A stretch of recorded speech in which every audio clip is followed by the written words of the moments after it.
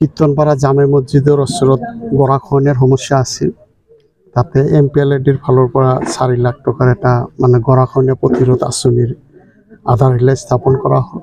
পৰৱৰ্তী সময়ত আমি বালাৰছাৰ মাত্ৰাগোলা হাইস্কুলত 15 ফাইনেন্স কমিশ্যনৰ ফালৰ পৰা 2,55,000 টকাৰ এটা গেট আৰু বাউণ্ডাৰী ৱালৰ কামৰ আধাৰশিলা স্থাপন কৰিলোঁ। আৰু এতিয়া আমি ইয়াতে মাত্ৰাখোলা আঞ্চলিক যুৱ ক্লাবৰ মানে ঘৰখনে নাই, কেইটামান খুঁটাহে আছে। তাৰ ঘৰৰ নিৰ্মাণ কৰাৰ কাৰণে আমাৰ যুৱকসকলক উৎসাহিত কৰাৰ কাৰণে 2,38,900 টকাৰ এটা অনুমোদন আগবঢ়া হ'ল 15 ফাইনেন্স কমিশ্যনৰ 22-23 ছেকেণ্ড কিস্তিৰ পৰা দিয়া হৈছে। এইখিনি কাম আজি মানে আমি আধাৰশিলা স্থাপন কৰিলোঁ। উন্নয়নৰ কাৰণে যথেষ্ট চেষ্টা কৰি আছোঁ, তথাপিও যিমানখিনি কৰি আছোঁ তথাপিও আমাৰ অঞ্চল যিটো অনুন্নত অঞ্চল সেয়া এপাচি শাকত এটা জালুক সদৃশে। তাৰমানে বিগত সময়ত যিকোনো কাৰণতে নহওক কিয় তেনেকুৱা ধৰণৰ উল্লেখযোগ্য কোনো উন্নয়নমূলক কাম হোৱা নাছিল। আজি যিটো ৰাস্তাত আমি থিয় হৈ আছোঁ, এইটো ৰাস্তা আমি বাণিজ্য বজাৰৰ পৰা মাত্ৰাখোলা পাৰঘাটলৈকে 3 কিলোমিটাৰ ৰাস্তাত মোটামুটি আপোনাৰ 2.5 কোটিমান টকা ইতিমধ্যে মঞ্জুৰ হৈ কাম এলটমেণ্ট হৈছে।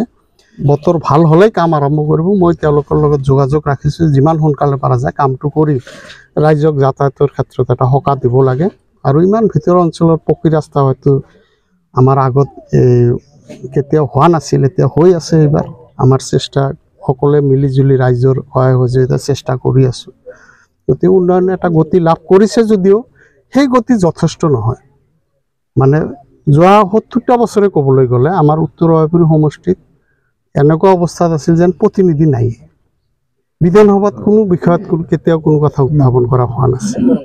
এতিয়া আপোনালোকে দেখা পাইছে যে প্ৰতিটো বিধানসভাত 10-15-20 মিনিটকৈ আমাৰ সমষ্টিৰ সমস্যা বুলি আমি দাঙি ধৰাৰ কাৰণে সামৰ্থ্য হৈছোঁ।